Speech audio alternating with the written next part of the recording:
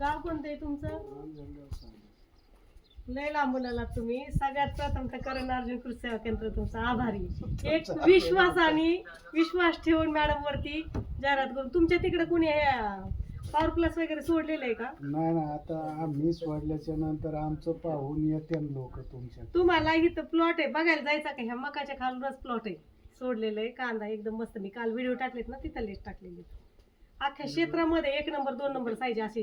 छोटा कांदा अजिबात नाही. सेम अशी आज झालं पहिलं ना, आमचं म्हणजे वाखारी लागत वखारीला बी प्रॉब्लेम नाही. बायो हे ठेवायला पण काही प्रॉब्लेम पाहिजे दुसरं कलर गोलाई वजन पण वाढणार.